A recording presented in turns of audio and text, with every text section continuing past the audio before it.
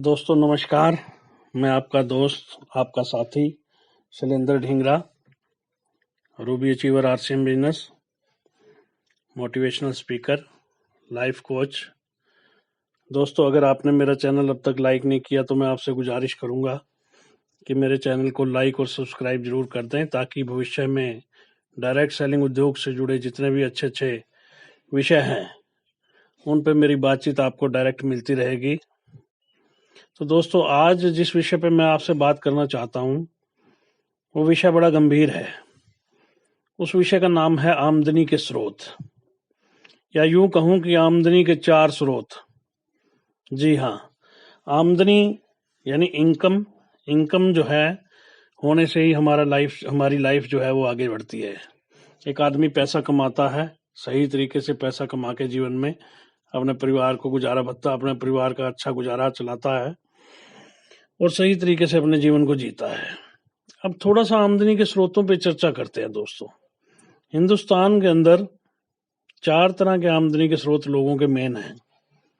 सबसे पहला स्रोत है खेती या एग्रीकल्चर। दूसरा स्रोत है दोस्तों नौकरी। तीसरा स्रोत है आमदनी का बिजनेस या व्यवसाय। और चौथा जो स्रोत है वो है दोस्तों कोई भी प्रोफेशन, यानी जैसे डॉक्टर, इंजीनियर, एडवोकेट, कोई भी प्रोफेशनल, चार्टर्ड अकाउंटेंट। तो दोस्तों जैसे सबसे पहले हमने ऑप्शन देखा कि लोग एग्रीकल्चर करते हैं। हिंदुस्तान एक कृषि प्रधान देश है। करीबन 70% जनता गांव में रहती है और 70% जनता ही लगभग डायरेक्ट या इनडायरेक्ट किसी भी तरह से खेती के साथ जुड़ी हुई है।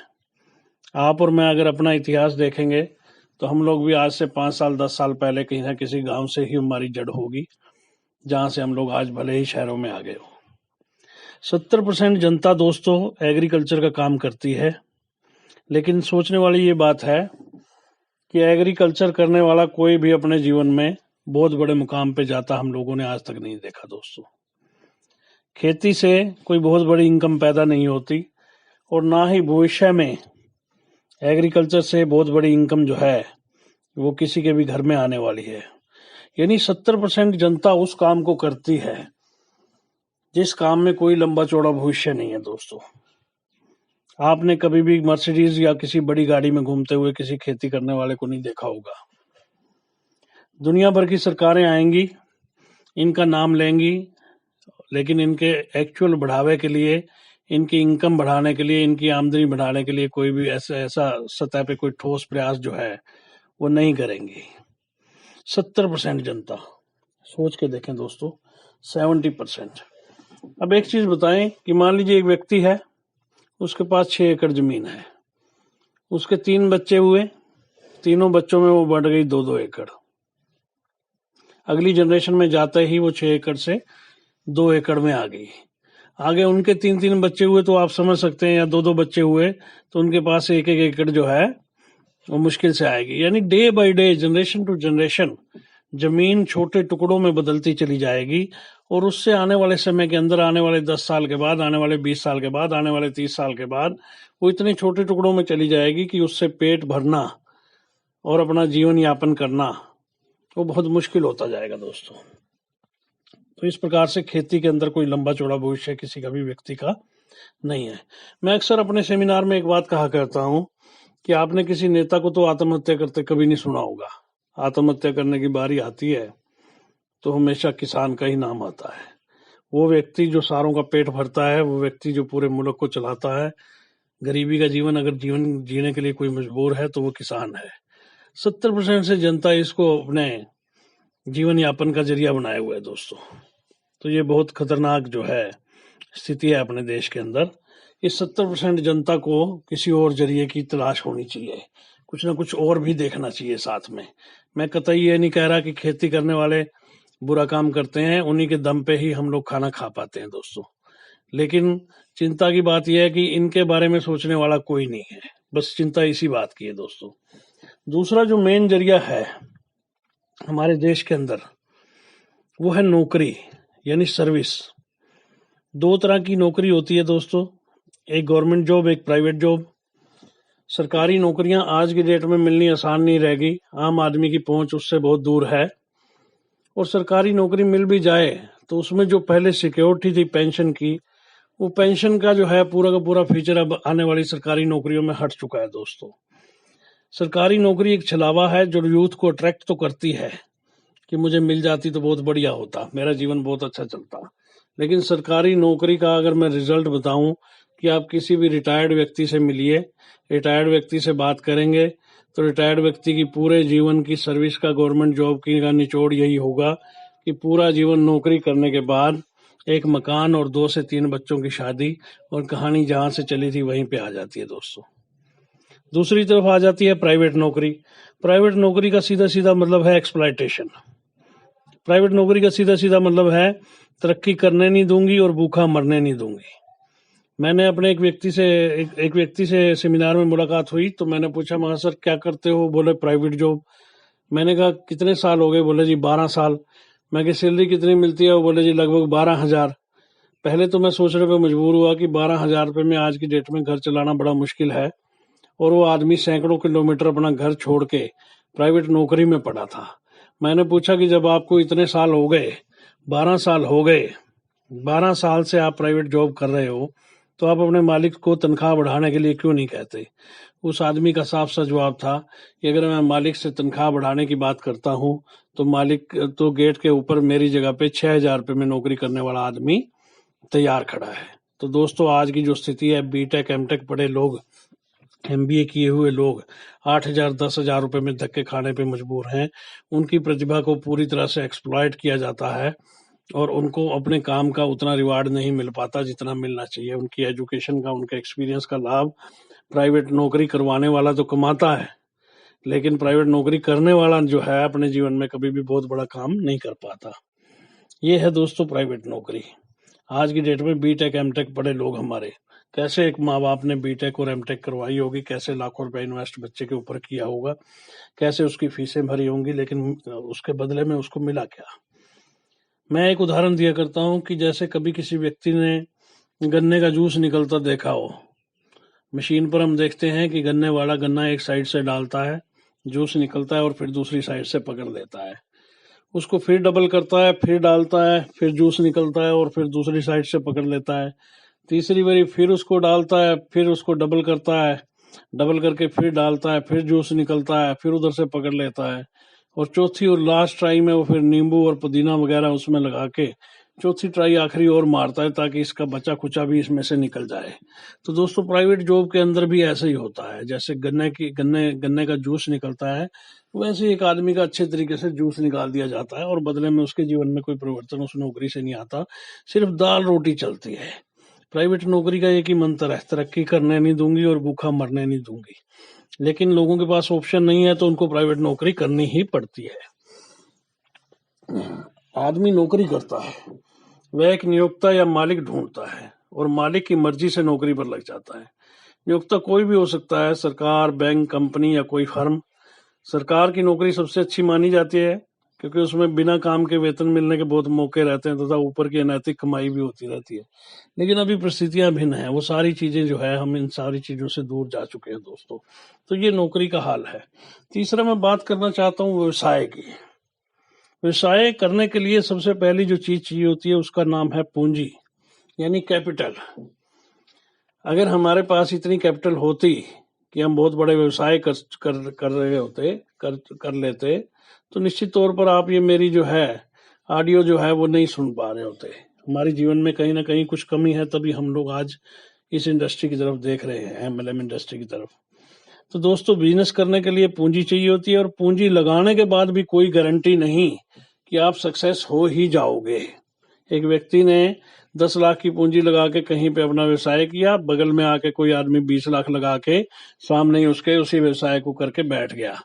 वो आदमी के पास पूंजी कम है, वो मान लीजिए एक हफ्ते की उधारी दे पाता है, सामने वाला 1 महीने की देना चालू कर दे तो सामने वाले का व्यवसाय खत्म होते देर नहीं लगेगी दोस्तों। पैसा लगाने के बाद भी कोई गारंटी नहीं कि पैसा आएगा ही आएगा। एक आदमी को सपोज 2 लाख रुपए महीना कमाना है, 2 लाख रुपए कमाने के लिए मान लीजिए उसने 1 करोड़ रुपया इन्वेस्ट किया। अब 1 करोड़ रुपया लगाने के बाद 50% चांस है कि उसके पास 2 लाख रुपया महीना आए, लेकिन 50% चांस दूसरी तरफ ये भी हैं कि उसका लगाया हुआ 1 करोड़ भी डूब जाए। आपने बहुत सारी घटनाएं सुनी होंगी बड़े बड़े बिजनेसमैन की, कि पैसा टूट गया, आत्महत्या कर ली, ये कर लिया, वो कर लिया। इस प्रकार की परिस्थितियां जो है, यानी कंपटीशन भी रहता है, पूंजी भी लगानी पड़ती है, समय भी देना पड़ता है, उसके बाद भी कोई गारंटी नहीं होती कि व्यवसाय चलेगा ही चलेगा। दोस्तों, व्यवसाय चल भी सकता है, गवर्नमेंट की दुनिया भर की पॉलिसियां नई नई आती रहती हैं, दुनिया भर की टैक्सेशन, दुनिया भर की कई पॉलिसियां, जिससे जो है एक आम आदमी और आम व्यवसायी जो है परेशान रहता है। और ट्रेडिशनल बिजनेस का एक कहावत भी है कि शटर ऊपर रहेगा तो पैसा आएगा और शटर नीचे तो पैसा नहीं आएगा। इसका मतलब साफ है कि शटर खुला रहेगा तो पैसा आएगा, यानी आदमी की प्रेजेंस वहां जरूरी है। आदमी अपने ट्रेडिशनल बिजनेस में अगर खुद प्रेजेंट नहीं है तो उसके पास पैसा आने वाला नहीं है। इस प्रकार की परिस्थितियां जो है रहती हैं ट्रेडिशनल बिजनेस के अंदर। मान लीजिए एक केमिस्ट है, आपके घर के आसपास का केमिस्ट, उसको आप देख रहे होंगे, आपके घर के आसपास जो केमिस्ट की दुकान है, मैं उसी की बात कर रहा हूँ। कई बार आप सुबह निकलते होंगे 8 बजे अपने घर से, तो आप देख रहे होंगे कि वो केमिस्ट वाला अपनी दुकान खोल के झाड़ू मार रहा होता है और धूप बत्ती कर रहा होता है। और शाम के टाइम कई बार आप लेट आवर में भी अपने घर पे आते होंगे, रात को 8 बजे, रात को 9 बजे, रात को 9:30 बजे, तब भी आप देखते हैं कि उसकी दुकान खुली है और वो आदमी अपनी दुकान पर मौजूद है। और केमिस्ट की शॉप चलाने के लिए कम से कम वो लाखों रुपए तो इन्वेस्ट करके बैठा ही होगा, कम से कम 4-5 लाख रुपए तो उसकी दुकान में लगा ही होगा। 4-5 लाख रुपए लगाने के बाद, सारा दिन ड्यूटी देने के बाद, सुबह से रात तक का टाइम लगाने के बाद, उस व्यक्ति की अगर आमदन पता करेंगे तो ज्यादा से ज्यादा 30 से 40 हजार रुपए से ज्यादा की नहीं होगी। दोस्तों, ये हाल है। यानी इतना समय लगाने के बाद, पैसा लगने के बाद, वो पैसा आमदनी उत्पन्न कितनी हो पा रही है? 30,000, 40,000, जिससे जो है आज के टाइम में गुजारा करना भी मुश्किल है। दोस्तों, चौथा जो इनकम का सोर्स है हम हिंदुस्तानियों के सामने, उसका नाम है दोस्तों कोई भी प्रोफेशन। कोई भी प्रोफेशन, प्रोफेशनल मतलब डॉक्टर बन जाना, वकील बन जाना, इंजीनियर बन जाना, चार्टर्ड अकाउंटेंट बन जाना। तो दोस्तों, कोई भी प्रोफेशन, उसकी स्थिति भी थोड़ा सा हम लोग चर्चा करते हैं। मान लीजिए कोई भी प्रोफेशनल है, सपोज मैं एडवोकेट का उदाहरण लेता हूँ। एक व्यक्ति को एडवोकेट बनना है तो सबसे पहले वो ग्रेजुएशन करेगा। ग्रेजुएशन करने के अंदर भी उसको 15 साल का समय लगेगा। उसके बाद वो 3 साल की LLB करेगा, लगभग 18 साल लगाएगा। और उसके बाद LLB करने के बाद भी 2 साल 3 साल वो किसी सीनियर एडवोकेट के पास बैठ के प्रैक्टिस करेगा, उसको सीखेगा काम को।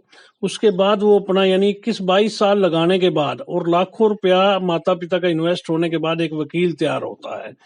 उसके बाद भी कोई गारंटी नहीं कि उसका प्रोफेशन चल ही पाएगा। दोस्तों, जिसके अंदर हम लोग कैरियर ढूंढ रहे हैं, कोई जरूरी नहीं कि वो चल भी सकता है और नहीं भी चल सकता, दोनों स्थितियां हैं। मैं पीछे एक सेमिनार देने गया हुआ था यूपी में एक जगह पे, तो एक सज्जन मेरे को बस स्टैंड पे छोड़ने के लिए आए। बातों बातों में पता चला कि वो मेरी टीम से जुड़े हुए हैं, तो उन्होंने कहा कि सर आप ही की टीम से जुड़ा हूँ, मैं पेशे से एक वकील हूँ। मैंने कहा बहुत अच्छा सर, आपकी कैसी चलती है प्रैक्टिस? मैंने यूं ही बातों बातों में पूछा, तो उस वकील ने बताया कि हमारे यहाँ पर जिला मुख्यालय पे 2000 से ज्यादा वकील हैं, लेकिन मात्र 20 वकील ऐसे हैं जिनकी इनकम 1 लाख रुपए से ज्यादा है। और मात्र 200 वकील ऐसे हैं 2000 में से जो वकालत के पेशे से अपना घर बना पाए हैं आज तक। बाकी के सारे हैंड टू माउथ काम चलता है। तो दोस्तों, सोचने वाली विषय है कि 2000 में से 1800 वकील ऐसे हैं जो ना तो घर बना पाए और ना ही 1 लाख रुपए की इनकम को क्रॉस कर पाए। फिर उन वकील साहब ने एक बहुत तथ्य बताया। उन्होंने बताया कि मेरा अपना घर जो है वो वकालत से नहीं चलता। मेरा अपना घर, मैंने घर पे एक छोटा सा डेयरी फार्म बनाया हुआ है, कुछ भैंसें और गायें पाली हुई हैं जिनका दूध मैं बेचता हूँ और तब मेरे घर का गुजारा चलता है। तो इस प्रकार से ऐसी स्थितियां हमारे देश के अंदर है। यानी कोई प्रोफेशनल हो जाना भी कोई गारंटी नहीं है किसी काम के अंदर सक्सेस पाने की। तो दोस्तों, ये 4 तरीके हमारे हिंदुस्तानी जो है आमदनी के स्रोत के रूप में अपनाते हैं। सबसे पहला खेती, दूसरा नौकरी, तीसरा कोई भी व्यवसाय और चौथा जो है कोई भी प्रोफेशन। लेकिन 5वां एक तरीका और हिंदुस्तान में अब निकल के आ रहा है इनकम कमाने के लिए आमदनी के जरिए के रूप में, जिसका नाम है direct selling industry. Direct selling industry वो है कि जहां ना तो कोई आपको इन्वेस्टमेंट लगानी पड़ती, ना ही कोई आपको मौसम का चक्कर होता, ना ही कोई आपको शटर उठा के रखने की जरूरत होती, और ना ही आपको बिजनेस में किसी भी प्रकार का ना चलने का कोई अंदेशा होता, अगर आपने सही तरीके से इसको किया है। दोस्तों, डायरेक्ट सेलिंग इंडस्ट्री वो इंडस्ट्री है, वो किसी भी रास्ते चलते आदमी को अगर वो समय लगा दे 3 से 5 साल, तो जीवन में वो कामयाबी हासिल हो सकती है, जो बाहर 20, 25, 30 साल लगाने के बाद भी नहीं होती। और सबसे खूबसूरती इस इंडस्ट्री की क्या है, आप 5 साल खेती करो और छोड़ दो, क्या आपके पास इनकम आती रहेगी? बिल्कुल नहीं आएगी, क्योंकि आपने छोड़ दी। 5 साल के बाद आप करते रहोगे तो आती रहेगी, नहीं करोगे तो नहीं आएगी। आप 5 साल नौकरी करो और छोड़ दो, क्या आपको पैसा मिलता रहेगा? बिल्कुल नहीं मिलेगा, क्योंकि आप नौकरी पे जाएंगे तो पैसा मिलेगा, नहीं जाएंगे तो नहीं मिलेगा। आप 5 साल कोई भी ट्रेडिशनल बिजनेस करो, आप शटर ऊपर करते रहोगे तो पैसा आता रहेगा, शटर नीचे करोगे तो पैसा आना बंद हो जाएगा, वहां पर भी नहीं मिलेगा दोस्तों 5 साल के बाद, अगर हम उस काम को छोड़ देते हैं। इसी प्रकार से कोई भी प्रोफेशन है, अगर आप 5 साल वकालत करो और 5 साल के बाद अपनी प्रैक्टिस छोड़ दो, क्या आपके घर में जीवन भर पैसा आता रहेगा? लेकिन नहीं आएगा दोस्तों। तो दोस्तों, ये जो डायरेक्ट सेलिंग इंडस्ट्री है, अगर आपने अपने जीवन के 3 से 5 साल इसमें सही तरीके से लगा दिए, सही तरीके से एक नेटवर्क खड़ा कर दिया, सही तरीके से अपनी टीम में पैसा कमाने वाले लोग खड़े कर दिए, सही तरीके से सिस्टम से जोड़ दिया, ना केवल 5 साल के बाद छोड़ने के बाद, 5 साल अच्छे तरीके से करने के बाद अगर आप छोड़ भी देते हो, तब भी आपके घर में इतना बड़ा पैसा आएगा जिसकी आपने कल्पना नहीं की होगी। और नेचुरल है कि ना केवल आपको लाइफ लॉन्ग वो पैसा आएगा आपकी 5 साल की मेहनत का, आपके बाद आपके बच्चों को, बच्चों के बाद उनके बच्चों को, उनके बच्चों के बाद उनके बच्चों को, यानी पीढ़ी दर पीढ़ी जो है वो ट्रांसफर होती चली जाएगी। इस प्रकार की व्यवस्था डायरेक्ट सेलिंग के अंदर रहती है दोस्तों। तो डायरेक्ट सेलिंग को जरूर समझें दोस्तों, अगर आप पढ़े लिखे हैं तो भी समझें, अगर आप बिजनेसमैन हैं तो भी समझें, अगर आप खेती करते हैं तो भी समझें, अगर आप कोई प्रोफेशनल हैं तो भी समझें, क्योंकि आपने एक बार एक सिस्टम को खड़ा कर दिया, 5 साल में एक सिस्टम आपका खड़ा हो गया, तो आपके आने वाली पीढ़ियों को जीवन में कभी भी पैसे को लेकर किसी भी प्रकार की दिक्कत नहीं होगी दोस्तों। बहुत बहुत धन्यवाद दोस्तों। मैं एक बार फिर से गुजारिश करूंगा कि अगर आपने मेरा चैनल सब्सक्राइब नहीं किया तो the vision with Shailendra Dhingra channel को आप लाइक करें, सब्सक्राइब करें और मेरा हौसला बढ़ाएं दोस्तों, ताकि मैं समय समय पर आपको अच्छी अच्छी बातें डायरेक्ट सेलिंग इंडस्ट्री से जुड़ी बताता रहूं। बहुत बहुत धन्यवाद। Thank you very much sir. Thank you.